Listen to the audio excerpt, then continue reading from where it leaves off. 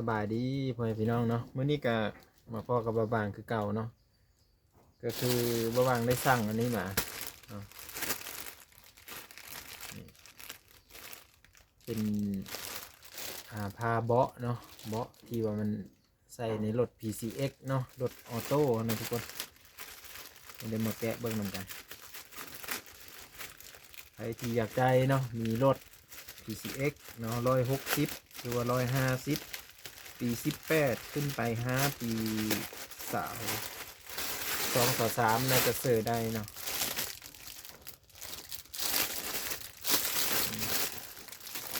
แกะนะก็ค่อยสั่งมาเลยเพราะว่าสีใส่อยู่ในรถเนาะแต่ว่าเบิ่งก่อนบางทีมี FC อยากได้ค่อยกะสีขายต่อมาให้เพิ่นนะใครอยากได้ก็สั่งมาได้เนาะเดี๋ยวเราจะสั่งให้นี่งามๆเลยทุกคนเอาไปใส่รถนี่บอกเลยว่าสุดสวยเลยเป็นพายสีทองเนาะทักโดยพายสีทองสุดสวยงาม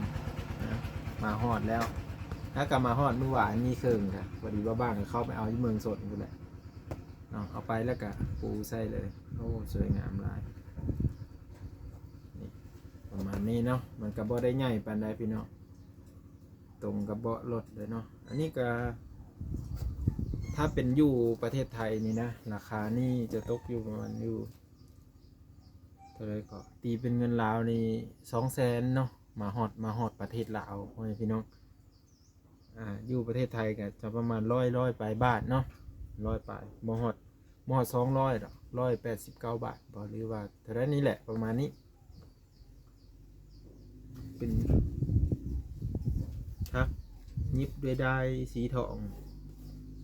สวยงามแบบหรูหราเลยนะเอาใส่รถนี่นะทุกคนไปที่มีรถ PCX เนาะเอาไปใช้ได้เนาะค่อยกระสั่งมาแล้วค่อยกระสีขายเนาะค่อยกระสีขายต่อกับบ่แพงดอก200,000ป้ายเนาะแต่ค่าน้ำมันไปเอาหั่นแหละเอาแต่ค่าน้ำมันก็พอแล้วเนาะใครอยากได้ก็ทักมาได้เด้อพี่น้องเด้อเนาะก็คือราคานี่มันก็สุดคุ้มแล้วเนาะเพราะว่ามาฮอดบ้านแล้วนะก็มีแต่เฮาเอาไปปูใส่แล้วก็ติดอันนี้สกอต2 หน้านี่เลยทุกคนโอเวอร์แมนสกอต2 หน้ามันจะเป็นอันก็จะเอิ้นมันอะไรอันติดกับข้างมันนี่แหละเนาะนี่มันบ่แม่นสกอตเนาะถ้าเราอยากให้มันแน่นเราก็เอาสกอต2 หน้ามาติดเพิ่มอีกก็ได้ตัวนี้ถือว่าคักมากพี่น้องเอาไปใส่รถเนาะบางคนว่าโอ้ยสิเอาไปใส่ให้มันเป็นยังเหมือนกันก็เอาไปใส่เพื่อความสวยงามเนาะตัวนี้ถ้าใครที่มักความสวยงามหรือว่าบ่อยากให้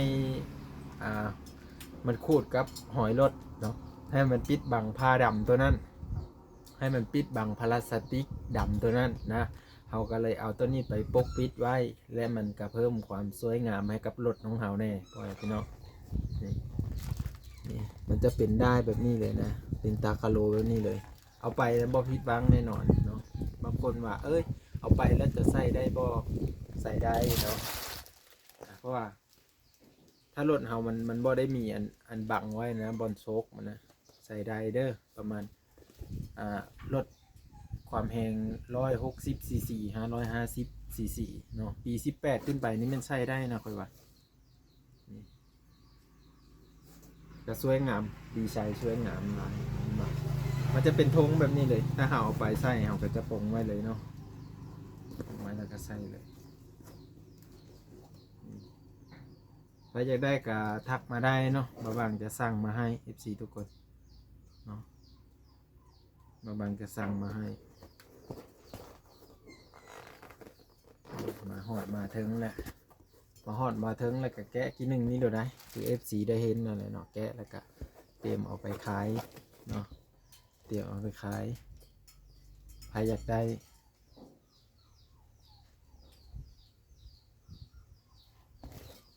บางคนว่าเอ้ยจะเป็นบอลเด็กน้อยลิ้นว่าจะมันก็จะบ่แม่นเนาะนี่ดีใส่สวยงามเพราะว่าอันนั้นมันจะเป็นกล้องแบบนี้เลยนะทุกคนแต่ว่าเอาตัวนี้ไปประกอบเซอร์เนาะกึบใส่เลยนะประกอบใส่เลยกะติดอัน ติดกาวเพิ่นนะข้างๆนี่กับเลาะผาผนังของเงินรถแล้วก็ถือว่าจบเนาะถ้าเราเปิดเบาะนะเราเอาเครื่องเอาหยังใส่มันก็เบิ่งแล้วมันก็สวยงามแบบหรูหราขึ้นมาเลยเนาะการยิบการทักของเขานี่ก็จะแบบว่าโอ้มันมีธงอยู่ในนี่พร้อมทุกคนนี่มีธง มีธงใส่โทรศัพท์ก็ได้เนาะใส่โทรศัพท์ในบอกเลยว่ากันแตกได้เลยนะนี่มันนุ่มผ้าอันนี้จะเป็นผ้านุ่มเอฟซีทุกคน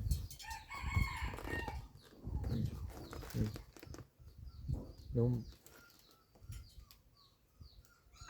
ถ้าอยู่ประเทศไทยนี่ราคากสิประมาณ100 ปลายบาทแต่ก็เพื่อขนส่งแล้วก็ฮักค่าสั่งค่ายังเขาแหละเนาะตกมาเฮานี่ก็ตกอยู่230,000หรือ250,000ประมาณนี้มันก็สีราคาแพงแน่ FC ทุกคนเนาะแต่ก็เพื่อความสวยงามของรถนี่ก็บ่ถือว่าแพงเนาะมาบ้างก็สั่งมาแล้วนะมาบ้างสั่งมาเรียบร้อยแล้วนี่ก็ว่าน่าจะแบบพ้นตกพ้นหลิ่นนี่น่าจะมีโหดทุกคนเพราะมันเป็นผ้าที่ว่าไหลเนาะแล้วก็น่าจะเก็บความร้อนได้ดีอยู่ตัวนี้ปกติรถ PCX นี่มันจะเวลาขี่ไปดนๆนะแล้วมันจะมีไอร้อนขึ้นมาจากจักรมันนะแต่ว่าตัวนี้น่าจะเก็บความร้อนในบอนนี้นี่บอนนี้เขาเห็ดนาครับวันแล้วก็เขาเห็ดดุมตัวนี้ให้แบบสวยงามแต่เขาเบิ่งแบบนี้จะคือแบบหูกระตุนหรือหูมีมันจะมีหูขึ้นมาแบบทางนี้จะแบบขึ้นมาสวยงามลาย FC ทุกคน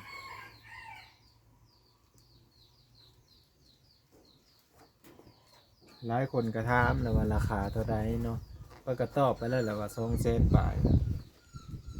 ตัวนี้ถือว่ามาฮอดแล้วเดี๋ยวมื้อหน้าเขาจะมารีวิวให้เบิ่งเนาะ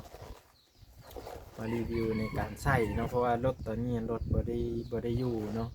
ก็เลยสิไปรีวิวรถคนอื่นหมดแล้วเนาะถ้าหารถได้ก่อนหารถได้จะค่อยรีวิวใส่บ่พี่น้องเดี๋ยวค่อยเอาใส่ธงก่อนเนาะ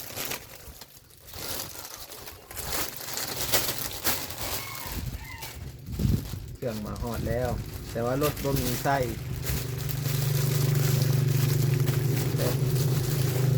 เบิ่งแล้วก็สวยงาม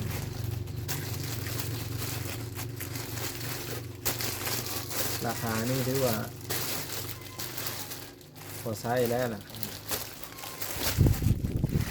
ถ้าเราจะเอาราคาแพงกว่าที่กันนี้นะแต่ว่ามันราคาสูงเราเอาไปใช้มันกะให้มันปิดบังเลยใช่เนาะนี่เอาราคาสูงเกินไปก็ได้เนาะไพ่ที่เอาไปซื้อไพ่ที่ว่าซื้อไปใช้เนาะบางทีอาจจะอยากได้ราคาแพงตัวนี้ก็คือว่ามาฮอดแล้วนะ FC ทุกคนเนาะก็ฝากไว้พี่น้องทุกคนทุกท่านเนาะเป็นกำลังใจให้บ้างกดไลค์กดแชร์กดติดตามให้ในเด้อพี่น้องเด้อคลิปนี้ก็ตัวห้องบ้างนี่แหละแม่นสร้างมาตั้งแต่วันที่2เนาะสร้างมาตั้งแต่วันที่2จนฮอดวันที่เมื่อนี้ก็10 ปลายเลยเบิ่งก่อนคราวหนึ่ง15แหละ FC ทุกคนเนาะ15แต่กะท่าเนาะท่าเพื่ออยากเอามารีวิวให้ FC ได้เบิ่งนำกันว่ามันของนำเข้านี่มันคักแบบใดเนี่ยนะแต่ว่าบ้างโมหูดอกว่าเพิ่นนำเข้าจากไซนะแต่ว่าบ้างนี่นำเข้าจากไทยเนาะจากไทยแล้วก็มาพี่เนาะเป็นราคาอยู่200,000 ปลายเนาะถ้าตีเป็นเงินกีบเนาะก็ตกอยู่200,000 ปลายเนาะถ้าว่าไปตีเป็นเงินบาทก็สีราวๆอยู่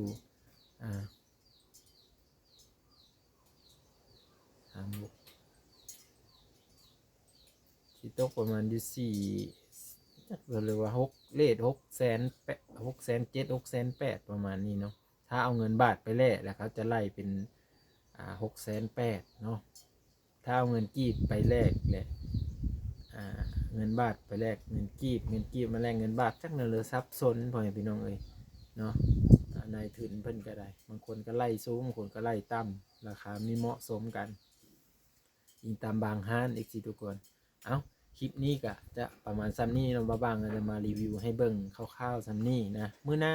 บ่บางเอาไปใส่รถบ่บางจะรีวิวให้เบิ่งอีก FC ทุกคนเนาะคลิปหน้าพอกันเมื่อเด้อคลิปนี้ก็ขอกล่าวคำว่าสวัสดีครับสบายดี FC เบิดทุกคนทุกท่านไปแล้วพี่น้อง